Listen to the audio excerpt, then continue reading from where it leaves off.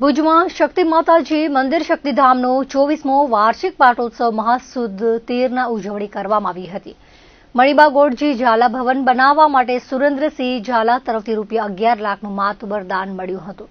તેમજ કચ્છ જિલ્લા પંચાયત પ્રમુખ જનકસિંહ જાડેજાની ગ્રાન્ટોમાંથી 5 લાખમાંથી બનેલા શેડ અને વિવિધ દાતાના દાન ફાળાથી બનેલા રૂમોનું લોકાર્પણ કરવામાં આવ્યું હતું। સુરેન્દ્રસિંહજી ઝાલાનું શક્તિધામના પ્રમુખ મેઘુભા ઝાલાના હસ્તે શાલ ઓઢાડીને તથા મોમેન્ટો આપીને સન્માન કરાયું હતું। એવી જ રીતે મણિબા ગોળજી ઝાલાનું શાલ ઓઢાડીને તથા મોમેન્ટો આપીને મહિલા પ્રમુખ ચેતનાબાપી જાડેજાના હસ્તે સન્માન કરાયું હતું।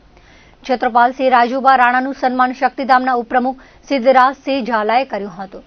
કાર્યક્રમના અધ્યક્ષ કચ્છ જિલ્લા રાજપૂત ક્ષત્રિય સમાજના પ્રમુખ અને રાપર ધારાસભ્ય વિરેન્દ્રસિંહ જાડેજા રહ્યા હતા। સંત દેવીબા માતાજી, સંત અદ્વૈતગીરી, સંત મૃદુલાબા સહિત મહાનુભાવોના હસ્તે દીપ પ્રાગટ્ય કરી દાતાઓનું સન્માન કરવામાં આવ્યું હતું।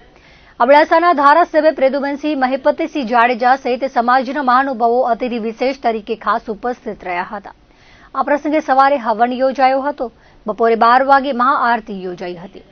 શક્તિધામ સંકુલના ભાવિ વિકાસ કામો માટે એક દાતા અને સરકારી ગ્રાન્ટની જરૂરિયાત હોવાનું ટ્રસ્ટીઓની રજૂઆતોના પગલે વિરેન્દ્રસિંહજી જાડેજાના કહેવાથી સાંસદ વિનોદભાઈ ચાવડાએ પેવર બ્લોક કામ માટે ₹7 લાખનું અનુદાન આપ્યું હતું। તેમજ સંસ્થાના વિકાસ કામ માટે ભુજ ધારાસભ્ય કેશુભાઈ પટેલે પોતાની ગ્રાન્ટમાંથી ₹5 લાખની જાહેરાત કરી હતી। જિલ્લા ભાજપ મંત્રી પ્રફુલ્લસિંહ જાડેજાનો સહયોગ મળ્યો છે। મહાપ્રસાદના દાતા ભુજ શક્તિધામ ઉપપ્રમુખ સિદ્ધરાજસિંહ ફૂલબા ઝાલા અને મંડપના દાતા મનુભા એમ જાડેજા રહ્યા હતા। શક્તિધામ સમાજના દરેકને સારી સુવિધા મળી રહે અને પારદર્શક વહીવટના ઝાલાવાડ સૌરાષ્ટ્ર તેમજ કચ્છમાં અગ્રેસર છે। સંચાલન ગિરિરાજસિંહ રાણા તેમજ દશરથસિંહ ઝાલાએ કર્યું હતું તો આભાર વિધિ પ્રફુલ્લસિંહ જાડેજાએ કરી હતી। કાર્યક્રમને સફળ બનાવવા માટે શક્તિધામના પ્રમુખ મેઘુભા ઝાલા, મંત્રી સહદેવસિંહ દિલુભા જાડેજા સહિત કાર્યકર્તાઓ જહેમત ઉઠાવી હતી।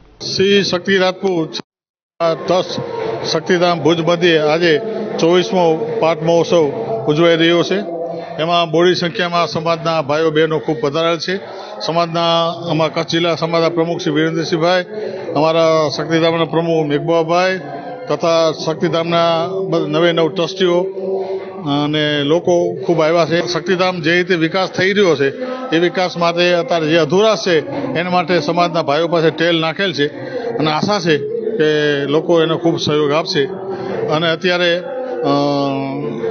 પહેલી જાહેરાત હતા કચ્છના સાંસદ શ્રી વિનોદભાઈ ચાવડાએ પેવર બ્લોક માટે ₹7 લાખ જાહેર કરેલ છે।